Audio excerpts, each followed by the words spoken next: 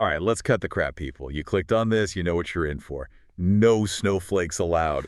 We are diving headfirst into the WNBA shit show today. Forget polite analysis. We've got YouTube comments that make a sailor blush and AI that's just plain mean. This is about Caitlin Clark blowing up and Angel Reese. Not so much. It's messy. Real messy. Yeah, messy is putting it mildly. It's a full-blown dumpster fire. We're talking a rivalry that's gone nuclear. You've got the on-court stuff, the off-court shade, the fan craziness. It's a whole goddamn circus.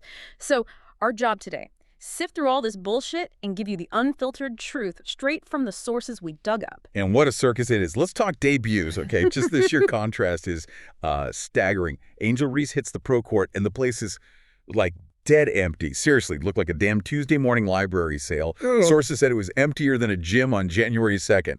Like a freaking meditation retreat. Pathetic. Right. And then you flip it. Caitlin Clark's games. Forget about it. Sold the fuck out. Total madness. People scrambling for tickets. And the numbers don't lie, folks. Clark's jersey.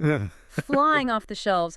Her first game pulled 2.1 million viewers. You realize that's the most watched WNBA game in like over 20 years. It's 20 years. And get this, even her preseason game, just a warm-up, pulled 1.3 million viewers. Yeah. That beats some NBA and MLB preseason games.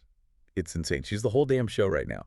Yes, she is. And then there was that snarky little comment from one source suggesting Reese's jersey probably comes with a free foam finger or something. Kind of sums up the disparity, doesn't it? Just brutal. Oh, but wait. Because Angel Reese, bless her heart, apparently thinks she's part of the reason for all this buzz. Actually said, quote, "It's because of me too." Mm-hmm. Can you believe the balls on this woman? Let's get real. No. Just no. The sources are pretty damn clear. Clark is the main factor, the top of the show. Right. When Reese is in these high-profile games everyone talks about, who else is usually on the court? Ding, ding, ding. Caitlin Clark. It's not rocket science. One source put it bluntly, and I love this.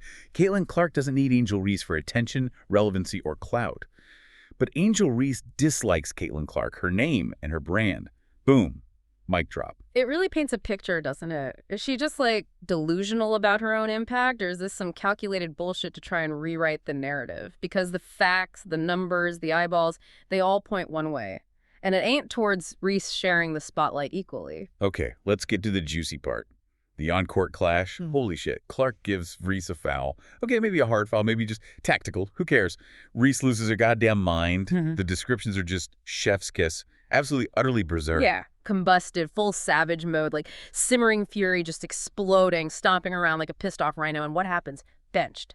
Immediately. You just know the coach was thinking, sit the fuck down and think about your life choices, kid. You can't pull that crap. It wasn't just, being mad about a foul. The sources described it as pure, raw hatred, almost. Total animosity.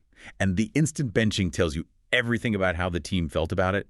Lines were crossed. Big time. But was she done? Oh, hell no. This drama queen wasn't finished. Not even close.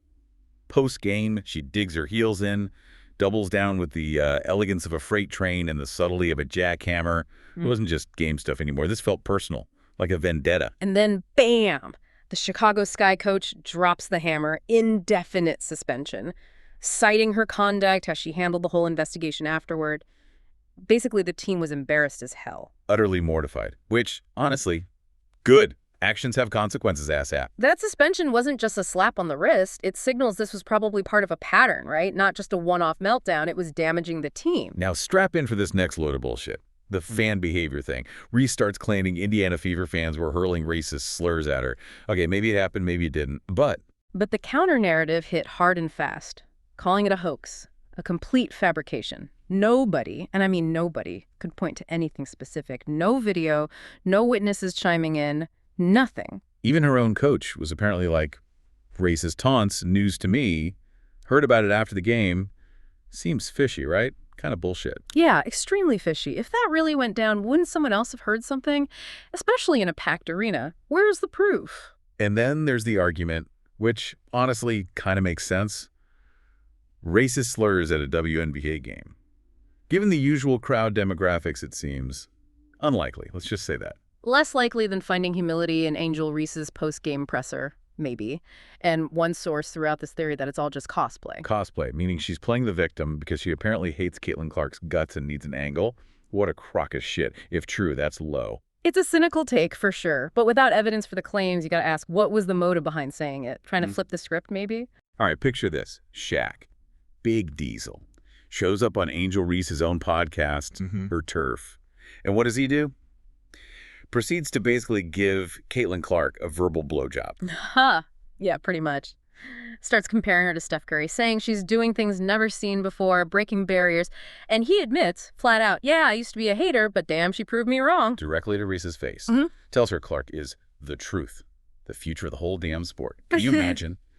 Sitting there on your own show, listening to a legend fawn over your biggest rival. Yeah. It's got to sting like a motherfucker. Oh, absolutely brutal. Reports said Angel was just speechless, completely sideswiped, talk about being overshadowed. Shaq basically walked in and said, yeah, you're cool, but she's the star on her podcast. It just reinforces the whole power dynamic, doesn't it? Shaq's opinion carries weight, and he laid it out plain as day. Clark's the queen bee. And this brings us to, like, their whole approach, their mentality. Totally different worlds. Clark. Sources say she's hitting the gym, grinding, focused on improving her game, getting better, winning.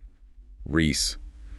Apparently more worried about fashion spreads in her podcast schedule. Yeah, the word is her shooting stats are pretty rough, like objectively bad in some areas. And the suggestion is she's not prioritizing fixing those weaknesses. Doesn't seem focused on the court stuff. Clark is described as allergic to drama and addicted to W's. Love that. Reese seems addicted to dramatic press conferences and building this whole grudge narrative. It's honestly pathetic. It paints a really stark contrast, you know? One seems laser-focused on basketball excellence, the other maybe more focused on the brand, the beef, the bullshit. So let's wrap this shit show up. Recap time. Clark, packed arenas, record viewership, flying jerseys. Reese, empty seats, maybe a free foam finger. Clark, breaking records, getting Steph Curry comparisons from Shaq. Reese getting benched for losing her shit, getting suspended. Clark, hitting the gym. Reese, hitting the podcast studio maybe. Clark, allergic to drama. Reese seemingly thrives on it. Pissed off all the time.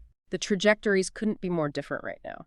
Clark's ascending like a rocket. Reese seems caught in this vortex of controversy, a lot of it self-made. And here's my final thought for all you lovely ass-has listening. Passion is great, but passion without control, that's just a goddamn tantrum with expensive sneakers. And let's be real, the league needs ballers, not reality stars manufacturing drama. Cut the crap. Which leaves you with the big question, right? Can Angel Reese actually get her head out of her ass, shut the hell up, and let her game do the talking? Or is she going to be stuck in Clark's shadow forever, defined by all this off-court noise and bitterness? Chew on that.